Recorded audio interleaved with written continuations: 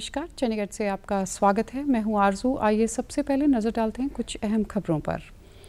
प्रधानमंत्री नरेंद्र मोदी ने प्राकृतिक कृषि सम्मेलन को संबोधित किया। कहा, गांव न केवल परिवर्तन ला सकते हैं, उसका नेतृत्व भी कर सकते हैं। अमरनाथ यात्रा अस्थायी रूप से स्थगित, लापता लोगों के लिए एजेंसियां बचाव कार्य में जुटी।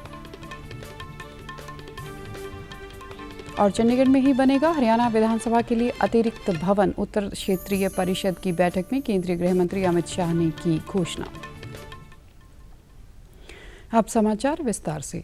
प्रधानमंत्री नरेंद्र मोदी ने आज गुजरात के सूरत में प्राकृतिक खेती के सम्मेलन को वीडियो कॉन्फ्रेंसिंग के माध्यम से संबोधित किया। इस दौरान उन्होंने कहा कि देश के गांव न केवल बदलाव ला सकते हैं, बल्कि वे परिवर्तन का भी नेतृत्व कर सकते हैं। उन्होंने कहा कि डिजिटल इंडिया भी उन लोगों को जवाब है जो अक्सर कहते थे कि गांव में बदलाव लाना आसान नहीं है। भारत स्वभाव और संस्कृति से एक कृषि आधारित देश है।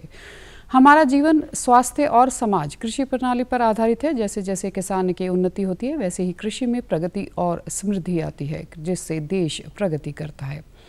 उन्होंने कहा कि कुछ महीने पहले गुजरात में प्राकृतिक खेती के विषय में नेशनल कॉन्क्लेव का आयोजन हुआ था। इसमें पूरे देश से किसान जुड़े थे। आज फिर सूरत में यह कार्यक्रम इस बात का प्रतीक है कि गुजरात किस तरह देश के अमृत संकल्पों को गति दे रहा है। प्राकृतिक खेती करने से धरती माँ की सेवा होती है और मिट्टी की उर्वरकता की शक्ति बढ़ती है।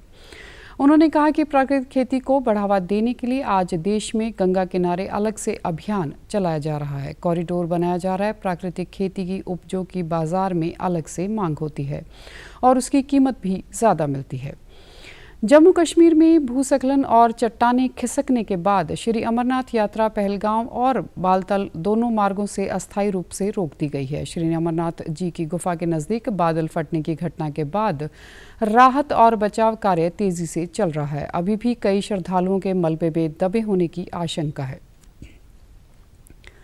सेना, बीएसएफ, सीआरपीएफ, राष्ट्रीय और राज्य आपदा मोचन बल की टीमों सहित कई एजेंसियां बचाव कार्यों में जुटी हैं। यात्रा मार्ग में फंसे करीब 15,000 श्रद्धालुओं को सुरक्षित स्थलों तक पहुंचाया गया। बारिश और बादल फटने के आए सैलाब के बाद टेंट और लंगर बहने से हुए हादसे में मारे गए श्रद्धालुओं की संख्या 16 हो गई है। वहीं जम्मू जिला प्रशासन ने यात्रियों से आज भगवती नगर आधार शिविर में नहीं आने का आग्रह किया है और जम्मू में बनाए गए 30 केंद्रों में ठहरने को कहा है।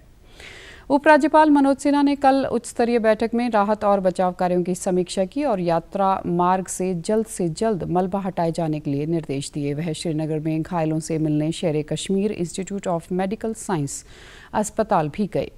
संस्थान के निदेशक प्रोफेसर परवेज ए कौल ने उपराज्यपाल को घायल तीर्थयात्रियों के उपचार के लिए दी जा रही स्वास्थ्य सुविधाओं की जानकारी दी। 30 जून को शुरू हुई श्री अमरनाथ यात्रा श्रावण पूर्णिमा रक्षाबंधन के दिन 11 अगस्त को संपन्न होगी। अब तक 1,10,000 से अधिक श्रद्धालु पावन गुफा के दर्शन कर चुके हैं।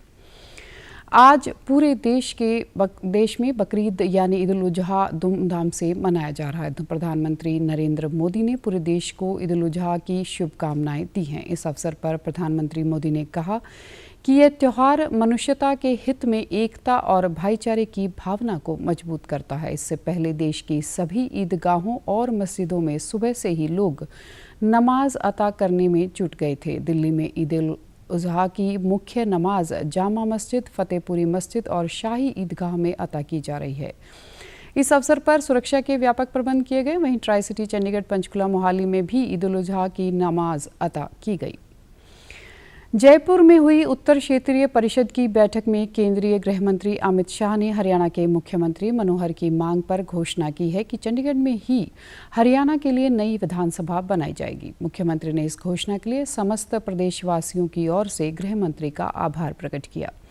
उन्होंने कहा कि विधानसभा के नए अतिरिक्त भवन के लिए जमीन की पहचान कर ली गई है। जमीन चंडीगढ़ प्रशासन के अधीन है। इससे पहले मुख्यमंत्री मनोहर लाल और विधानसभा स्पीकर ज्ञानचंद गुप्ता साइट का निरीक्षण भी कर चुके हैं।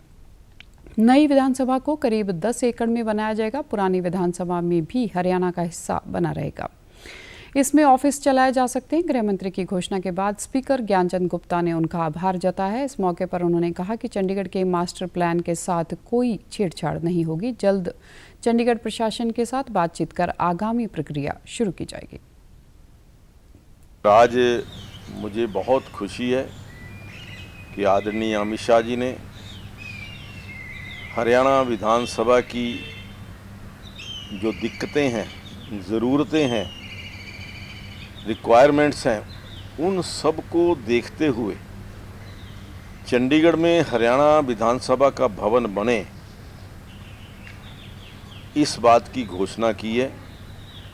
इसके लिए मैं आदरणीय अमित शाह जी का, हमारे मुख्यमंत्री आदरणीय श्री मनोहर लाल जी का, आदरणीय ओम बिरला जी का, वेंकैया नायडू जी का, और विशेष तौर पर हमारे प्रधानमंत्री आदरणीय नरेंद्र मोदी जी का मैं आभार व्यक्त करना चाहता हूं कि उन्होंने जो एक बहुत लॉन्ग पेंडिंग डिमांड थी या जो हमारी समस्या थी, उसको समझ करके एक बहुत सही समय पर घोषणा की। स्पीकर ने यह भी कहा कि विधानसभा के निर्माण पर जो खर्च आएगा उसे लेकर जल्द बैठक होगी। विधानसभा भवन में 24,630 वर्ग फुट क्षेत्र हरियाणा विधानसभा सचिवालय को दिया गया था। इससे पहले मुख्यमंत्री ने गृह मंत्री के सामने हरियाणा के लिए नए अतिरिक्त भवन के लिए जमीन दिलवाने की मांग उठाई थी। उन्होंने बैठक में बताया कि 2026 में नया परिसीमन प्रस्तावित है, जिसके आधार पर 2029 के लोकसभा और विधानसभा चुनाव होंगे। अनुमान है कि नए परिसीमन में हरियाणा की जनसंख्या के अनुसार विधानसभा क्षेत्रों की संख्या 126 और लोकसभा क्षेत्रों की संख्या 14 होगी। हरियाणा विधानसभा भवन में प्रवर्तमान 90 विधायकों की बैठने के लिए जगह पर्याप्त नहीं है, इसलिए चंडीगढ़ में भवन बनाने के लिए अतिरिक्त जगह दिलाई जाए। Punjab state power corporation limited ने अपने पेंशनरों के लिए समर्पित पेंशन हेल्पलाइन की शुरुआत की है। पेंशनरों के पेंशन के मामले को समयबद्ध ढंग से अंतिम रूप देने और उनकी समस्याओं को हल करने के लिए स्थापित की गई है। अब सेवानिवृत्त कर्मचारी मृतक के वारिस अपने पेंशन मामलों की स्थिति संबंधी किसी भी जानकारी के लिए हेल्पलाइन नंबर 9646115517 पर कॉल, व्हाट्सएप या एसएमएस कर सकते हैं। इसका निर्धारित फॉर्मेट PSPCL की वेबसाइट पर उपलब्ध है। इस संबंध में जानकारी देते हुए बिजली मंत्री हरभजन सिंह ने बताया कि PSPCL के पेंशनर इस नंबर पर संपर्क करके 3 से 4 कामकाजी दिनों में अपने सवालों के जवाब प्राप्त कर सकते हैं। PGI चंडीगढ़ में कल थैलेसेमिक चैरिटेबल ट्रस्ट की ओर से 255वां रक्तदान शिविर लगाया गया। ट्रस्ट की ओर से लगाए गए इस शिविर में 65 युवाओं ने रक्तदान किया। ट्रस्ट के सदस्य सचिव राजेंद्र कालरा ने बताया कि PGI में 6 जून 2020 से अब तक 71 शिविर लगाए जा चुके हैं, जिसमें करीब 9,400 यूनिट खून एकत्र किया गया है।